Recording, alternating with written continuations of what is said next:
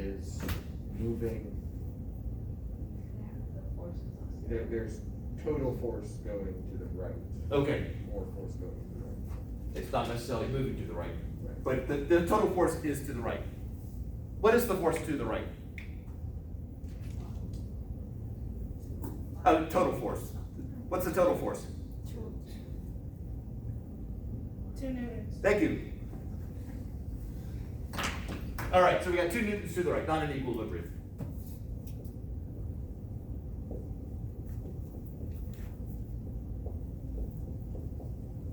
Is that in equilibrium? Yes. Okay. Now, just because it's in equilibrium, we don't know if it's moving or not. All we know is that whatever it's doing, it continues to do it. That's the whole idea of inertia. An object wants to keep doing whatever it's doing. Have any of you watched the inertia video? Did I talk about inertia girl in that? Yes. I did do inertia girl? Okay. So I'll leave that, my daughter, inertia girl, you'll hear the story in the video.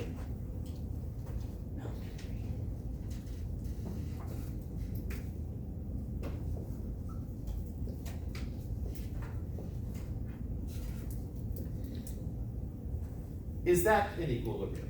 Yes. You don't sound very convinced, Marina. Huh?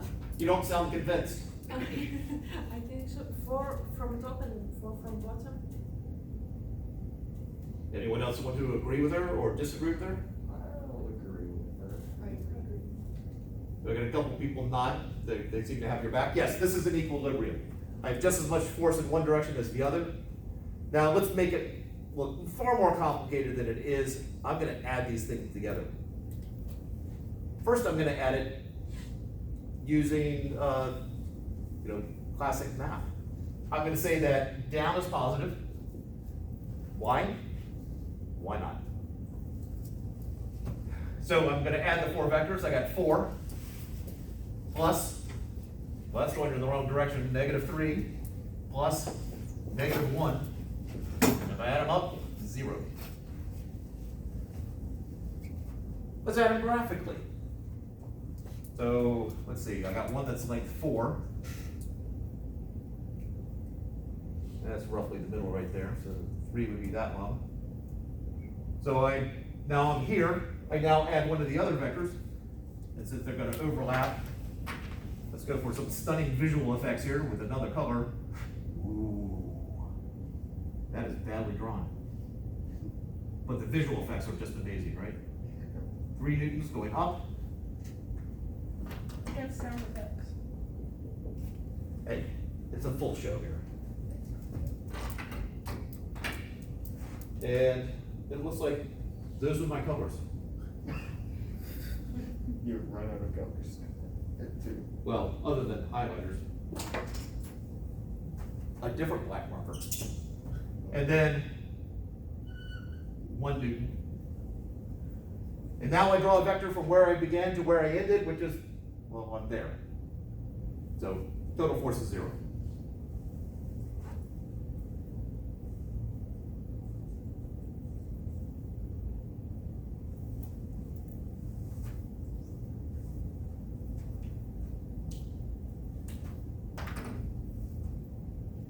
Now I'm gonna make it slightly more complicated.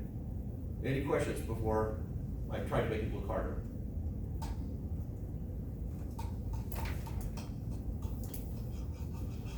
All right. Get something with that, maybe.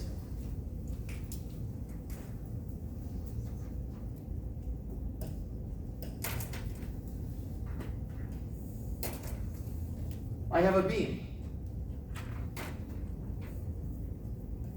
I'm holding it up, I got 3, let's make it 30 newtons and 20 newtons. And I'm telling you, it's an equilibrium.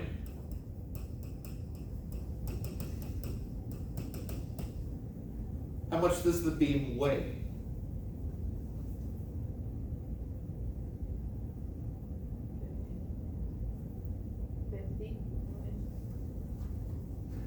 If it's an equilibrium, the total force up must equal the total force down. How much an object weighs is the pull from the earth downwards. And so the weight of this must be 50 newtons. The symbol I'm using for weight is a lowercase w.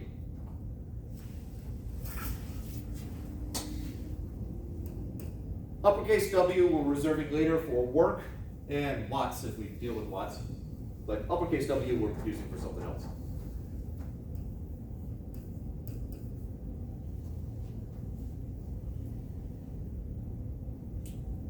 Now, there's a formula for weight. That's going to be true no matter what. The formula is that weight is equal to mass times acceleration due to gravity. So this is weight. This is mass. And this is acceleration due to gravity.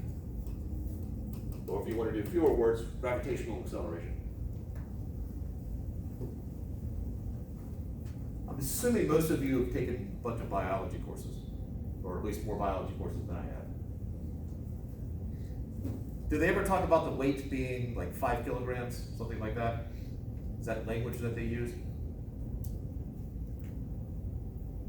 That's the offensive language that they use.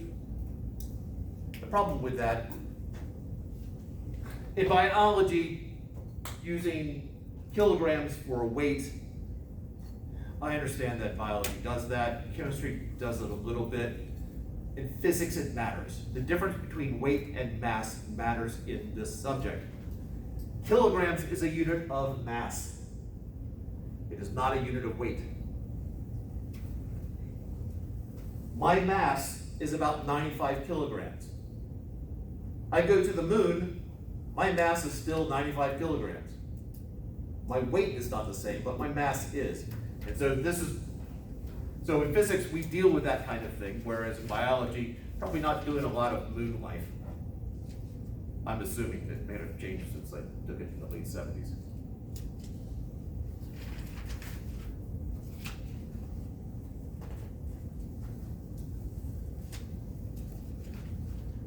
G is the acceleration due to gravity. Now, we haven't really talked about acceleration, but acceleration is how the velocity changes. So if I have an object and I let go, it starts at rest. It has no speed, no velocity, velocity is 0. I let go, it will speed up as it falls to the ground. For those who don't believe me, an actual visual demonstration here. Thank you very much. The rate at which it speeds up is the acceleration in this case. All objects are going to accelerate at the same rate. So if I take 2 markers here, hopefully you will accept that this is weighs twice as much as this does.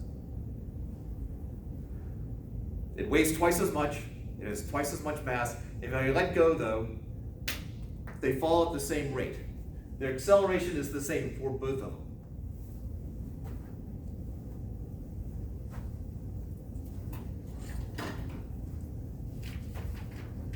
Earth average, G, the value of G depends upon where you are on Earth. Earth average, that's the word Earth there, average.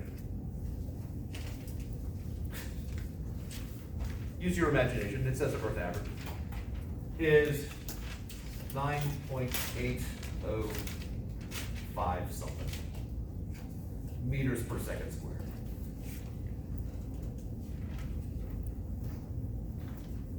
Oftentimes that's just rounded off to 9.8 meters per second squared.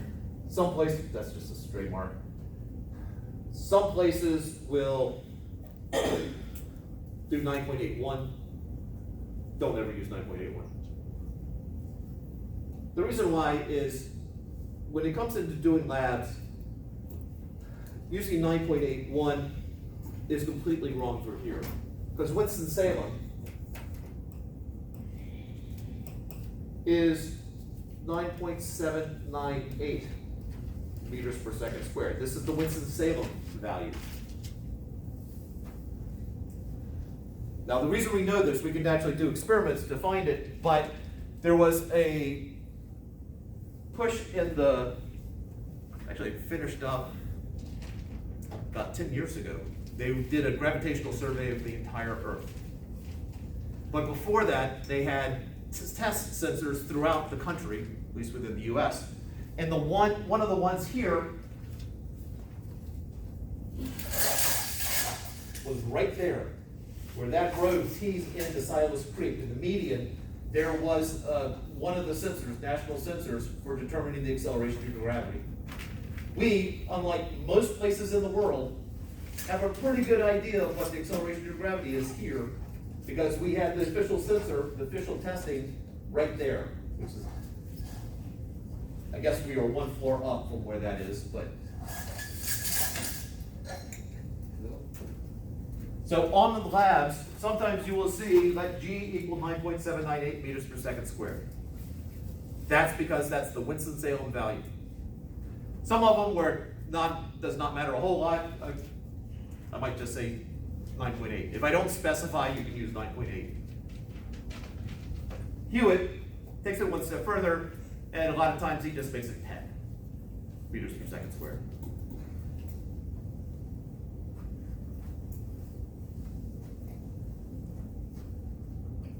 Therefore, a follow-up question to that is, we found the weight of the beam. What's the mass of the beam?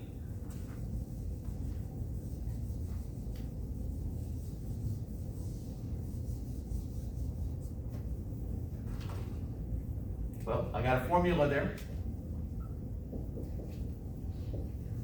My weight is 50 newtons. My mass is what I'm trying to find. And G is we'll make it a generic word problem, 9.8 meters per second squared.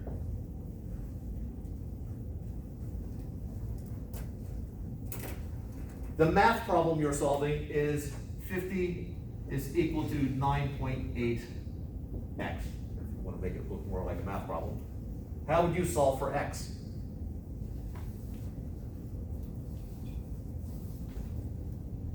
Divide by 9.8. Right. You figure out what you're trying to find, this x, and you start peeling away the layers. Because I'm multiplying between the 9.8 and x, I gotta undo that multiplication, and you do it by division. So 9.8 divided by 9.8, so x is equal to 50 over 9.8, which is, someone have a calculator? Just be kind enough to calculate this. Usually it's helpful to have more than one person do it. 5.10204. I don't know how far actually. That's plenty. But we can keep going if you want. Okay. Okay. 0816. Oh, it keeps doubling. Interesting. Yeah, 2, 4, 8, 16. All right. But we need to finish it off because this is a physics class and not a math class. What are the units? Newtons. Newtons is the unit of weight, not mass. Kilograms? Kilograms? Yes, kilograms. So let's think about that. What we divide, we had 50, that's 50 newtons. We did 50 newtons divided by 9.8 meters per second squared. The math piece of it is 50 divided by 9.8, so that's the 5.102. The units, well, they do have units right there. I'm on a test, I'm suddenly blanking to get that brain freeze that sometimes happens on tests. The units are newtons per meter per second squared. And you might look at that and go, wait a second, how do you get kilograms out of that? Easily. Because Newton is what is known as a derived unit. A Newton, by definition. The 3 lines is saying it is true because because the powers that be defined it this way. A Newton, by definition, is equal to a kilogram times meter per second squared.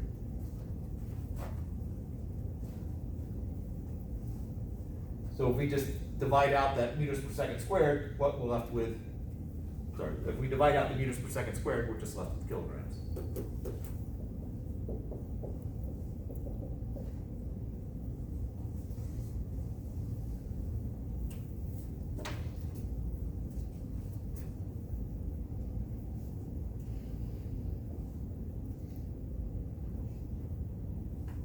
Questions to hear?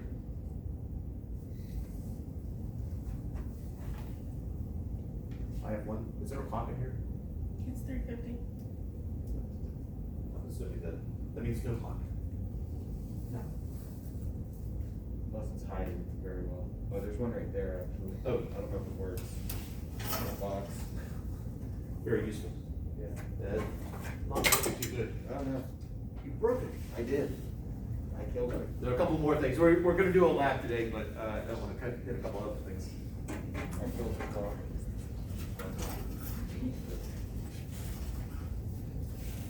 Just let myself away. Just can't take you anywhere. No, you can't. It's fine though. Questions before I erase any of this?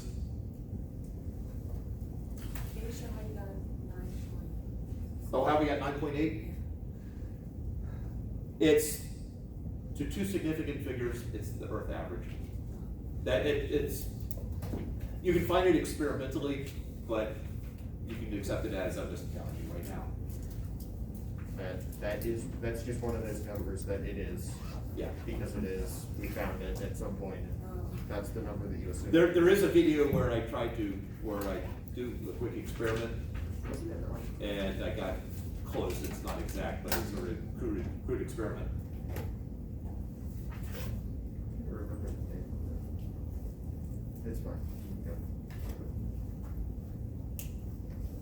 My brain is running away. Do you recognize that mg next to each other is mass times acceleration due to gravity? It is not milligrams, despite what text readers will tell you.